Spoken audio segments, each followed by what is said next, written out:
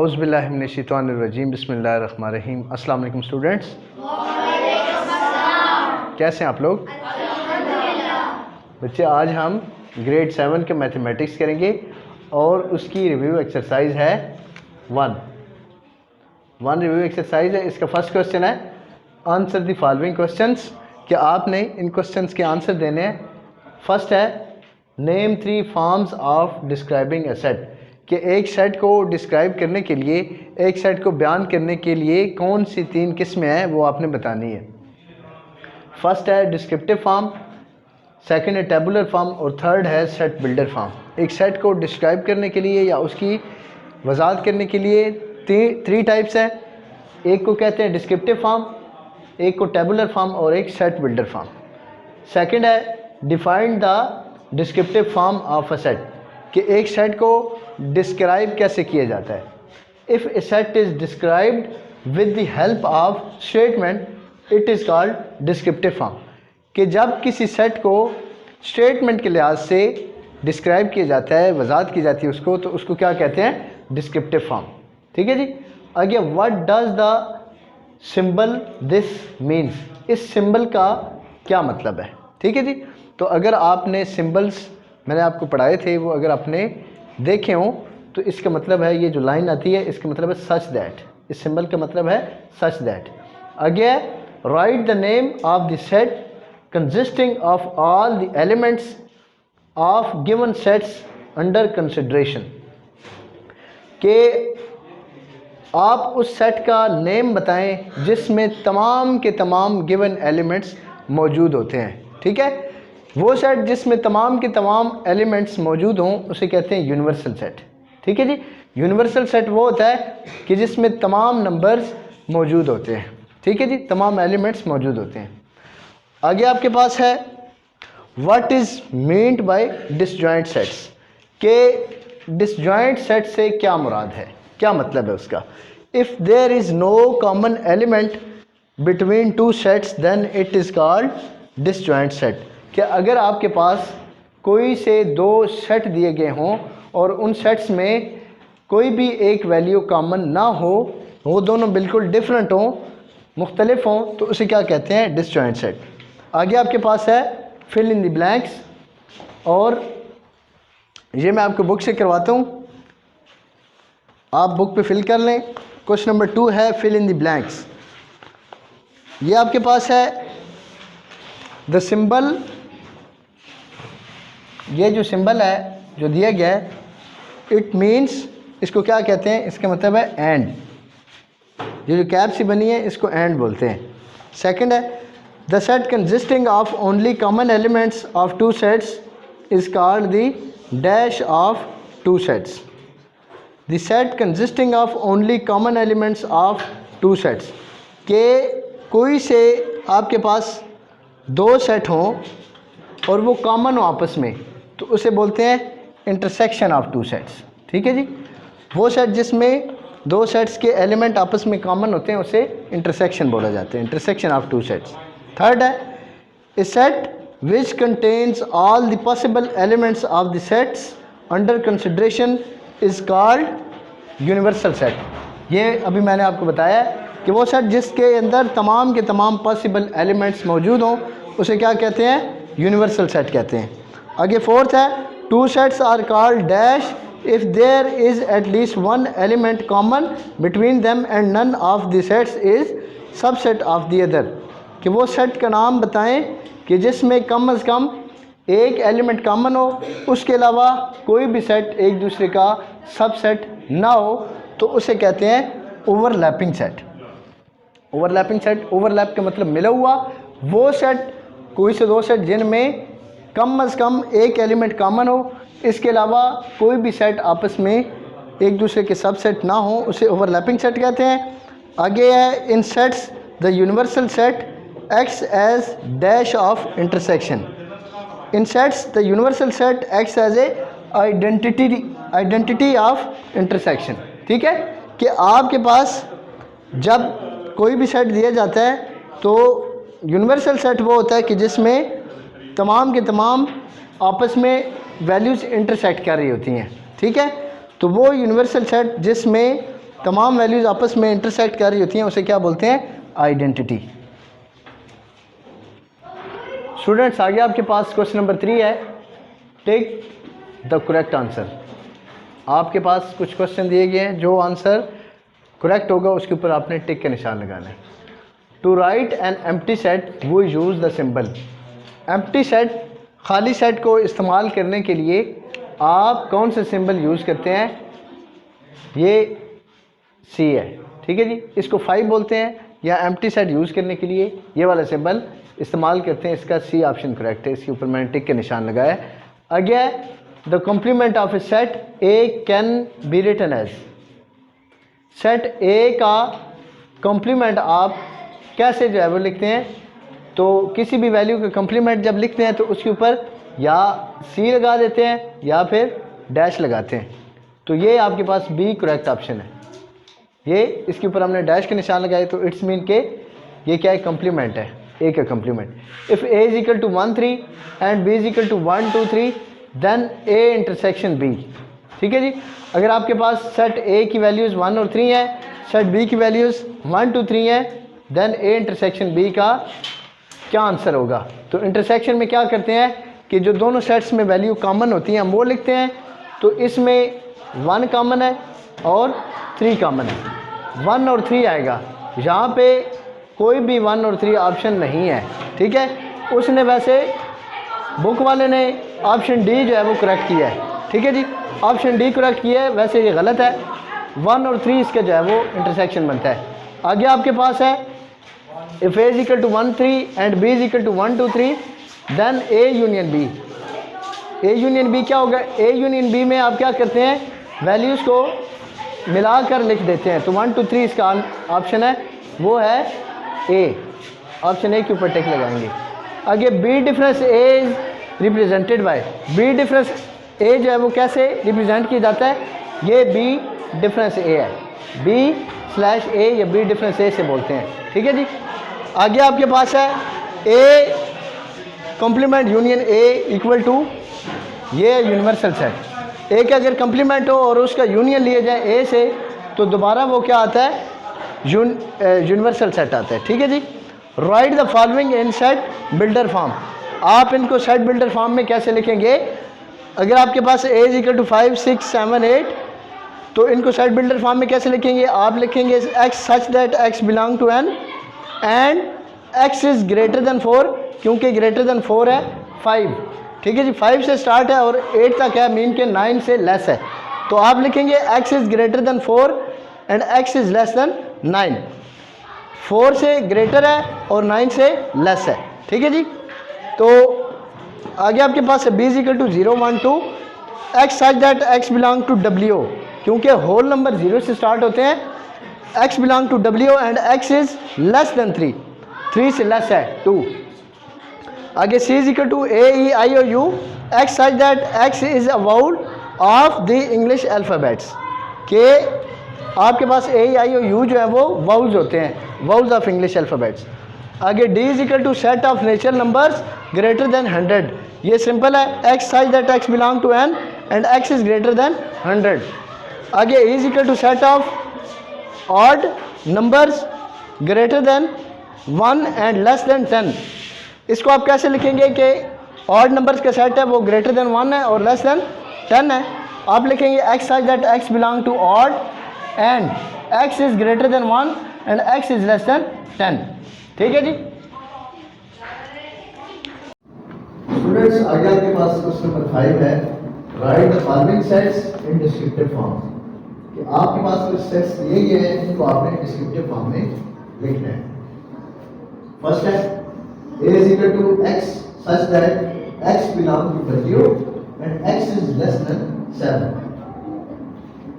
कि आपके पास ये set builder form x such that x belongs to w, x जो है वो w से बिलोंग कर रहा है सेट ऑफ होल नंबर से, x is less than 7, x जो है वो 7 से कम है।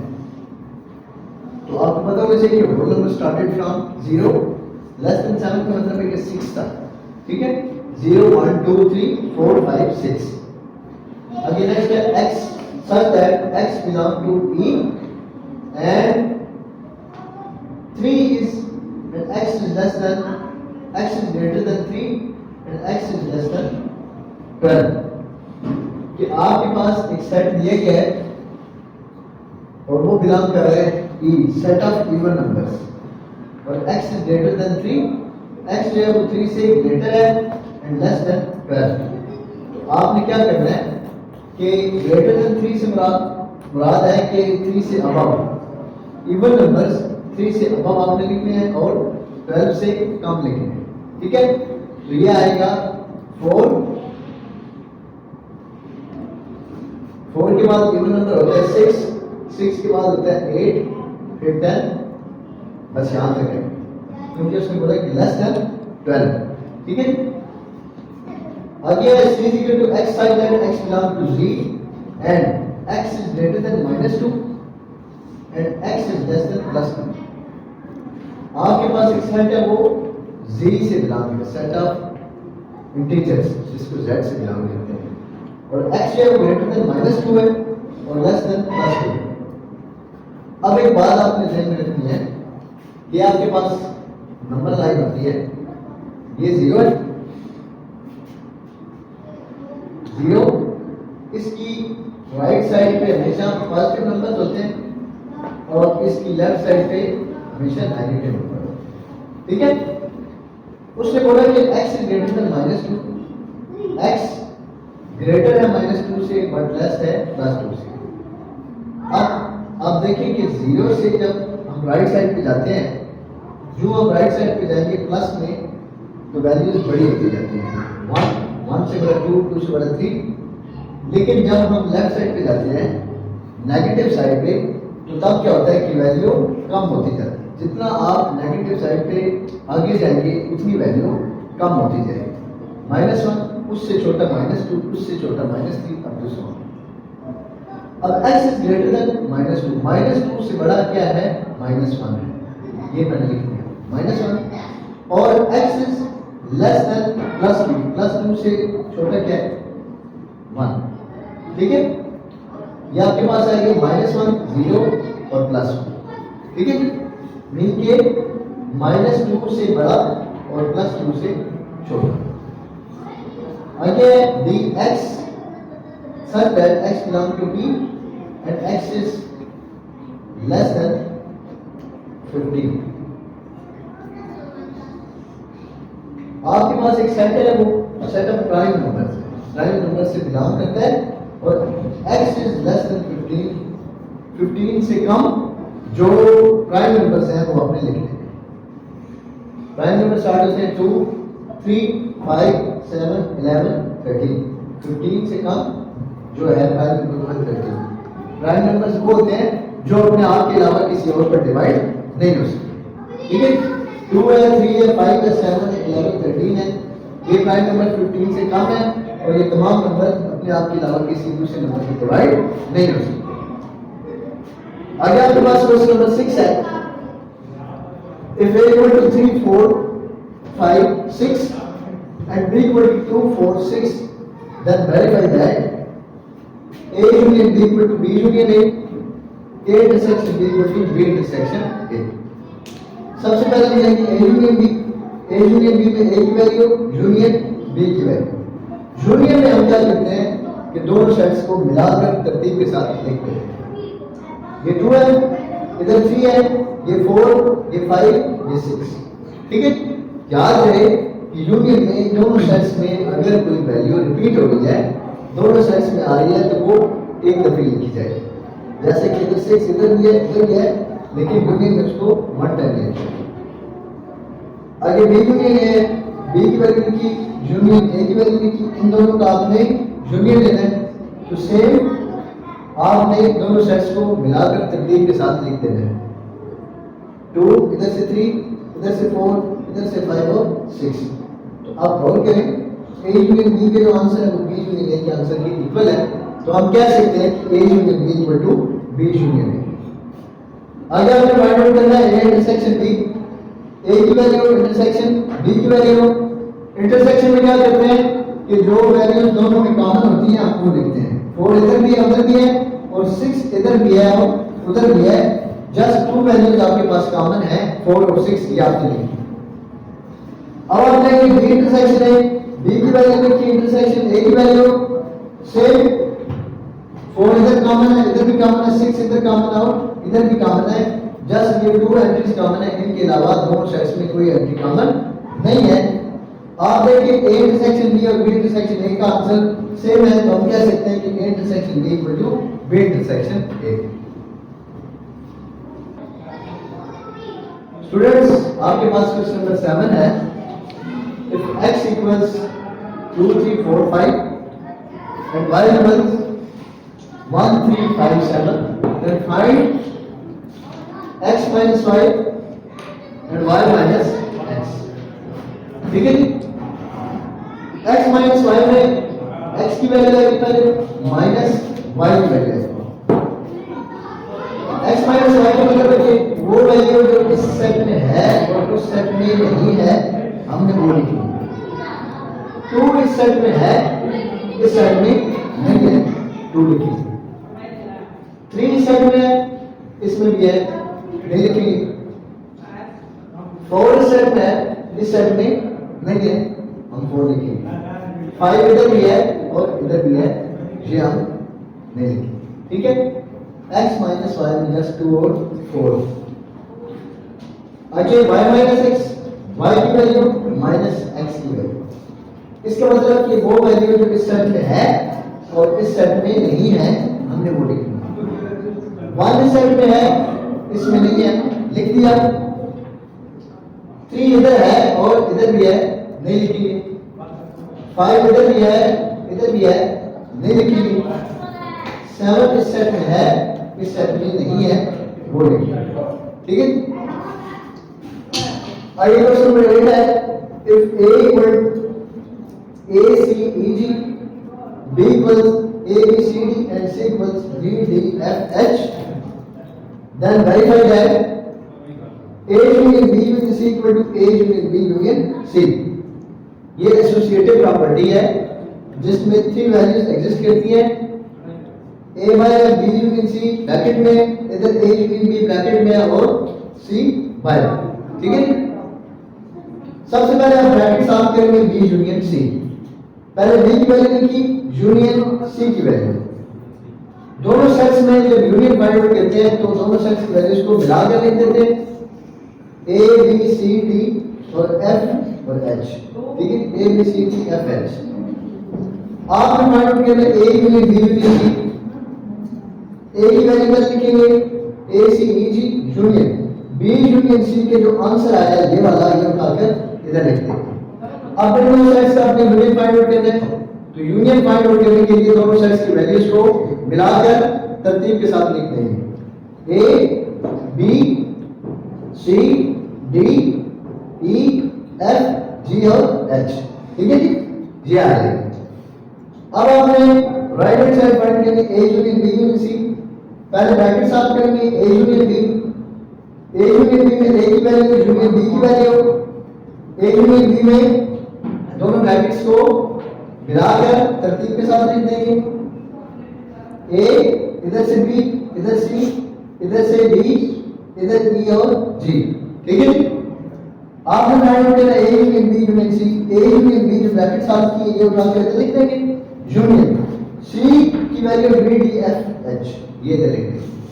अब इन दोनों सेट्स का आपने यूनियन फाइंड आउट करना है, इन दोनों की एंट्रीज को मिलाकर तरतीब के साथ लिख देंगे, a b c d e f g इधर से और ये इधर से h। अगर आप गौर करें ये वाला आंसर और ये वाला आंसर दोनों सेम है, तो हम क्या कहते हैं कि a union b union c equal to a union b union c। Students आपके पास क्वेश्चन नंबर 9 है, if u is equal to set of whole numbers, n is equal to set of natural numbers, then verify that n complement union n equal to u। ठीक है, whole numbers capital W से लिखते हैं इसे, और whole numbers started from 0, 0 से start होते हैं, 0 1 2 3 up to so on, and set of natural numbers capital N से सेट को जाहिर करते हैं, और natural number started from 1 2 3 up to so on। अब इससे बोला कि n complement union n equal to u। सबसे पहले आप n कॉम्प्लीमेंट फाइंड करेंगे। किसी भी वैल्यू का जब कॉम्प्लीमेंट फाइंड करते हैं उसको u में से माइनस कर देते हैं। आपने n का कॉम्प्लीमेंट फाइंड करना है तो u माइनस n। u आपके पास है w है जो होल नंबर्स है, सेट ऑफ होल नंबर्स, ठीक है जी। यहां पे ठीक है, set of whole number started from 0। u minus n, u की वैल्यू 0 1 2 3 up to so on minus n 1 2 3 4 up to so on. अब जो इस सेट में वैल्यू है और इसमें नहीं है वो आपने लिखना है। 0 इस सेट में है, इस सेट में नहीं है वो लिखेंगे। आगे बाकी तमाम वैल्यूज जो इस सेट में है वो इस सेट में मौजूद है, वो हम नहीं लिखेंगे। तो आपके पास n का कॉम्प्लीमेंट आया 0। आपने फाइंड क्या करना है, n का कॉम्प्लीमेंट यूनियन n का कॉम्प्लीमेंट आया 0 यूनियन n क्या है आपके पास 1 2 3 4 अप टू सो ऑन, ठीक है। यूनियन में क्या करते हैं, दोनों सेट्स को मिलाकर लिख देते हैं 0 1 2 3 अप टू सो ऑन, ठीक है। इक्वल टू u, क्या ये u की इक्वल है, ये u है, बिल्कुल ये इसके इक्वल है, ठीक है। आगे आपके पास सेकंड है कि n complement intersection n equal to 5, ये सेट ऑफ एम्प्टी सेट इसे बोलते हैं। तो इसी तरह बिल्कुल आपने कॉम्प्लीमेंट फाइंड करना है, u में से n को माइनस करेंगे, u की वैल्यू 0 1 2 3 up to so on minus n की वैल्यू 1 2 3 अप टू सो ऑन। जो इस सेट में है वो उस सेट में नहीं हो लिखेंगे, 0 इस सेट में है उस सेट में नहीं है लिख दिया। बाकी तमाम वैल्यू जो इस सेट में है उस सेट में भी है वो हमने लिखेंगे। आपने फाइंड क्या करना है कि n complement intersection n complement आपके पास आया 0, इंटरसेक्शन n क्या है 1 2 3 अप टू सो ऑन। इन दोनों वैल्यूज में इंटरसेक्शन में क्या करते हैं, दोनों सेट्स में जो वैल्यूज कॉमन होती हैं वो लिखते हैं। तो इन दोनों सेट्स में कोई भी वैल्यू कॉमन नहीं है, ठीक है जी। तो ये आ गया एम्प्टी सेट और 5, ये देख लें ये एम्प्टी सेट है या ये 5, ठीक है। स्टूडेंट्स आपके पास क्वेश्चन नंबर 10 है, if u is equal to a b c d e, a equal to a b c and b equal to b d e, then show through Venn diagram, ठीक है। आपके पास कुछ question दिए गए हैं, आपने उनको Venn diagram के थ्रू सॉल्व करना है। तो आपको मैंने बताया था लास्ट एक्सरसाइज जिसमें Venn diagram थी, Venn diagram के बारे में बताया था। यहाँ पे हमने a कॉम्प्लीमेंट फाइंड आउट करना है। a कॉम्प्लीमेंट में क्या होता है, u माइनस a, u की वैल्यू लिखेंगे माइनस a की वैल्यू लिखेंगे। u माइनस a का मतलब कि जो वैल्यू इस साइड में है और इस साइड में नहीं है वो वैल्यू आएगी।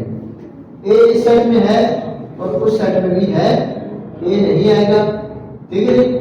इसी तरह b, a इधर भी है इधर भी नहीं आएगा, b इधर है इधर भी है नहीं आएगा, c इधर भी है इधर भी है नहीं आएगा, d और e आएगा, जस्ट d और e, ठीक है। जब आपने इसको वेन डायग्राम में शो करना है तो यहाँ पे आप एक रेक्टेंगल शेप की जो है वेन डायग्राम बनाएंगे। शेप है सारा जो एरिया है वो यूनिवर्सल सेट है, यूनिवर्सल सेट के अंदर ही दूसरे सेट भी मौजूद होते हैं। ये सेट ए है जिसको मैं कॉम्प्लीमेंट शो करवा रहा हूँ वेन डायग्राम के थ्रू, ठीक है। इस ए को हमने सर्कल कर लिया। तो चूंकि हम ए कॉम्प्लीमेंट फाइंड कर रहे हैं तो ए कॉम्प्लीमेंट में क्या होता है कि u माइनस ए जो u में है और a में नहीं है, तो तमाम एरिया जो u में है वो हम शेड कर देंगे a के अलावा। इसका मतलब होगा कि ये a का कॉम्प्लीमेंट, ठीक है। आगे आपके पास है b complement equal to u minus b, u की वैल्यू आप लिखेंगे माइनस b की वैल्यू लिखेंगे। अब u माइनस b का मतलब है कि जो वैल्यू u में है और उस सेट में नहीं है वो हम लिखेंगे। तो इसमें a है और उस सेट में a नहीं है वो हम लिखेंगे। b इधर भी है इधर भी है लिखेंगे। c इधर है उधर नहीं है c लिख दिया। d और e इधर भी है और इधर भी है, लिहाजा ये नहीं लिखेंगे। जस्ट वो वैल्यू जो इस सेट में है और उस सेट में नहीं है वो लिखेंगे, ठीक है जी। ये ए और सी है।